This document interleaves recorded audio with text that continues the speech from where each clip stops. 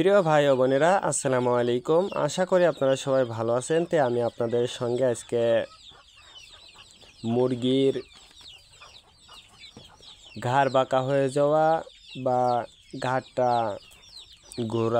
ঘোরানো যেটা বলে তে প্যারালাইসিসের সমস্যা এবং নখ বাঁকা হয়ে যাওয়ার কারণ এবং কোন ভিটামিনের সমস্যার কারণে এইগুলো সমস্যা হয়, বিশেষ করে ঘাড় বাঁকা হয়ে যাওয়া এবং নখ বাঁকা হয়ে যাওয়া এবং দেখবেন যে একেবারে ন্যাংরা হয়ে যাওয়ার প্রধান কারণ এবং কোন ভিটামিনের অভাবে এই সমস্যাগুলো হয় সেটা আমি আপনাদের সঙ্গে বিস্তারিত শেয়ার করব।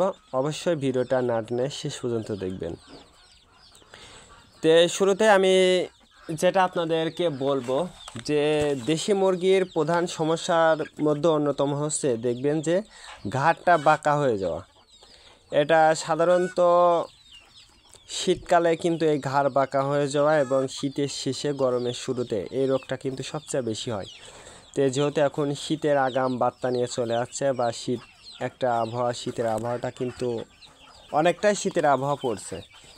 এক্ষেত্রে আপনার মুরগির ঘাড় বাঁকা হয়ে যাওয়া এটা কিন্তু হয়ে যেতে পারে, তার কারণে যেহেতু এটা ভিটামিনের অভাবের কারণে হয়।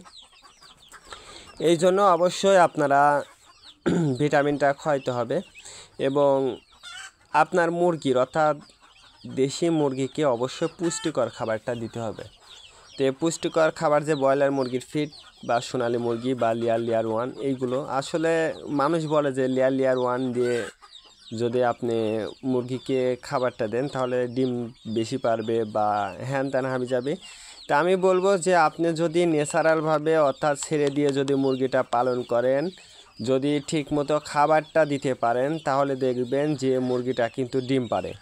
আর একটা বিষয় ডিমের কথা এই জন্যই বলছি যে আপনি যদি এই ওষুধটা খাওয়ান অবশ্যই আপনার মুরগির ডিমটাও কিন্তু বেশি পারবে। এই জন্য কিন্তু আমি ডিমের বিষয়টা এই জায়গায় নিয়ে আসছি।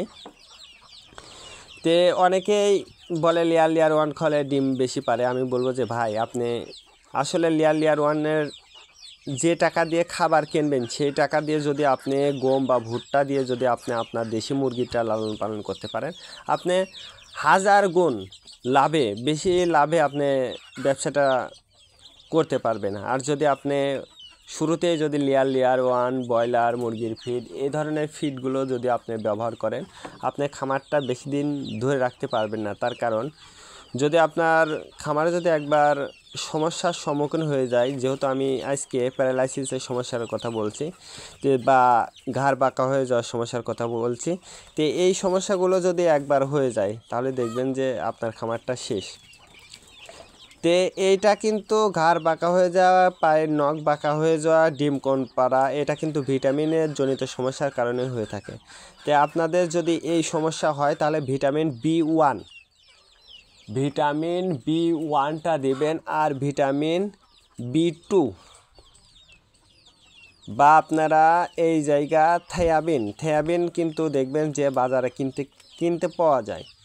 আপনারা চাইলে থায়াবিন ওষুধটা যদি আপনারা আপনার মুরগিকে দিতে পারেন তাহলে কিন্তু আপনার ব্রয়লার মুরগির ফিড লেয়ার 1 এইগুলো কিন্তু আপনার লাগতেছে না। এটার দাম মাত্র অল্প কিছু টাকা।